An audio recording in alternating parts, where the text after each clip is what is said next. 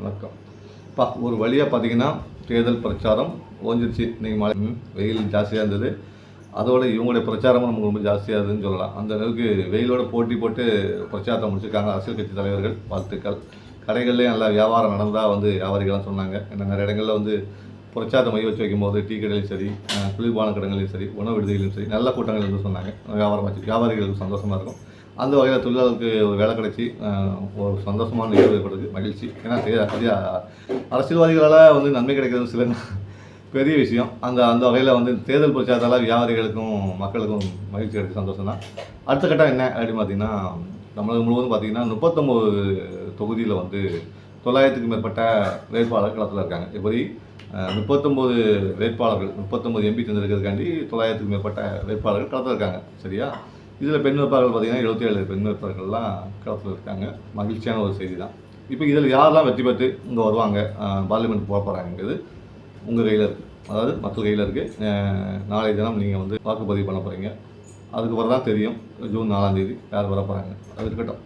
இப்போ நம்ம சொல்ல வேண்டிய விஷயம், தேர்தல் ஆணையம் சரி எல்லாருமே 100% வாக்குப்பதிவை நிறைவு செய்யணும்னு சொல்லி பிரச்சாரம் பண்ணிட்டு இருக்காங்க. ஆனால் அது ஒரு கனவாகவே இருக்குதுன்னு நான் சொல்லுவேன். ஏன்னா 100% சொன்னாலும் எப்போவுமே 100% ஆகிறது கிடையாது. அதுக்கு பல்வேறுபட்ட காரணங்கள் இருக்கலாம். ஏன்னா சிலவங்க பேர் இறந்தவங்க பிறந்து இருக்க மாட்டாங்க, சிலவங்க இடம் விட்டு இடம் மாறி இருப்பாங்க. அப்படிலாம் நிறைய பிரச்சனைகள் இருக்கும். அதனால் அது 20% போனாலும் 80% ஆகணும் இல்லையா? ஆனால் ஆகிறது பார்த்திங்கன்னா 55, 56 இந்த மாதிரி தான் ஆகிட்டுருக்கு. குறைஞ்சபட்சம் ஒரு 75% இந்த வருஷம் வரணுங்கிறது மக்களுடைய எதிர்பார்ப்பாக இருக்குது. அந்த எதிர்பார்ப்பு நிறைவேறுமாங்கிறது நீங்கள் தான் சொல்லணும். 18 வயசு பூர்த்தியானவங்கெல்லாம் எல்லாருமே ஓட்டர் ஐடி வாங்கியிருப்பீங்கன்னு நம்புகிறேன். ஓட்டளிக்க போங்க. உங்களுக்கு ஏற்கனவே ஒரு பதிவு போட்டிருப்பேன் ஓட்டு போடுறத பற்றி. உங்களுக்கு யார் எந்த தலைவர் பிடிக்கும்? 900 சம்பந்தப்பட்ட வேட்பாளர் நிற்கிறாங்க. உங்கள் தொகுதியில் யார் எத்தனை நிற்பாங்க? உங்கள் தொகுதியில் குறைஞ்சபட்சம் ஒரு 30 வேட்பாளர் நிற்கலாம்.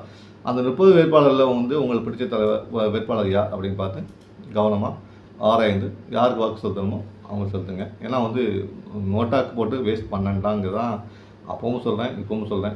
ஏன்னா அதையே வேஸ்ட் பண்ண நம்ம உரிமை. யாருக்கா ஒரு தலைவருக்கு, ஒரு சுயேட்சை வேட்பாளருக்கோ, யாருக்கா பிடித்தவர்களுக்கு ஒருவர்களுக்கு பட்டு போவோமே, சந்தோஷமாக இருப்பாங்களே. நமக்கு 2 ஓட்டு வந்திருக்காங்க, அந்த மகிழ்ச்சியில் நம்ம சந்தோஷமாக இருக்கலாமே. அந்த மாதிரி விஷயந்தான். அதுக்கப்புறம் நம்ம ஓட்டுப்பதிவு விவரங்கள் சம்மந்தமான வீடியோக்கள் போடலாம். எவ்வளோ ஓட்டு பதிவாக இருக்குது, இங்கே எவ்வளோ பதிவாக இருக்குது, அது சம்மந்தமான வீடியோஸ் போட்டு வெற்றி வாய்ப்புகள் குறித்து அனலைஸ் பண்ணலாம். இங்கே நடக்கலை, மக்கள் மனநிலை எப்படி இருக்குன்னு சொல்ல முடியாது. அதில் கருத்து கணிப்பில் எந்த அளவுக்கு இருக்குன்னு நம்ம இப்போதைக்கு யூகிக்க முடியாத ஒரு விஷயம். அதனால் தேர்தலுக்கு அப்புறம் வர கருத்து கணிப்பு தான் ஓரளவுக்கு நம்பலாம். அதனால் 2 நாள் இருக்குது. மக்கள்லாம் சிந்திச்சு யார் ஓட்டு பண்ணணுமோ ஓட்டு போடுங்க. அவங்களுக்கு பிடித்த தலைவர்களெல்லாம் போடலாம். ஆனால் மறக்காமல் வாக்குச்சாவடி போகாமல் இருந்துடாதீங்க. வாக்குச்சாவடி போங்க, உங்கள் ஓட்டை பதிவு பண்ணுங்கள். நோட்டாக்கு வேண்டாம், உங்களுக்கு விருப்பமான தலைவர்கள் போடுங்க. ஒரு விஷயத்தை யோசிச்சுங்க. நான் ஏற்கனவே சொன்ன மாதிரி வாக்களிக்க போதும் காலையில் 7 மணிக்கு வாக்குப்பதிவு தொடங்குது. முதல்ல வாக்காளர் பட்டியலில் உங்கள் பேர் இருக்காத சரி பண்ணிவிடுங்க. அதுக்கு இணையதளத்தில், அதாவது தமிழ்நாடு எலெக்ஷன் கமிஷன் வெப்சைட்டில் போய் உங்களுடைய இபிக் நம்பரை பதிவு பண்ணிங்கன்னா அதோடைய டீட்டெயில்ஸ்லாம் வரும், பாகம் எண் எல்லாம் வரும். நீங்கள் வாக்களிக்கக்கூடிய இடம் வேறெல்லாம் வரும். அதை பார்த்துட்டு அதை ஸ்லிப் எடுத்து போங்க. சிலருக்கு வீடு வீடாக ஸ்லிப்பு கொடுத்துருப்பாங்க. ஸ்லிப்பு கொடுக்காதவங்க ஆன்லைனில் செக் பண்ணிவிட்டு நீங்கள் வாக்களிக்க போனால் ரொம்ப எளிமையாக இருக்கும். இல்லாட்டா கூட நீங்கள் ஓட்டர் ஐடி கொண்டு போனீங்கன்னா அங்கே வாக்களிப்பதற்கு ஸ்லிப் தருவாங்க. நீங்கள் வாக்களிச்சிடலாம்.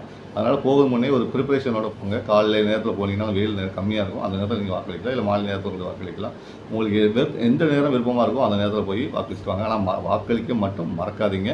ஏன்னா வாக்களிப்பது நம்முடைய கடமை, நம்முடைய ஒரு உரிமை.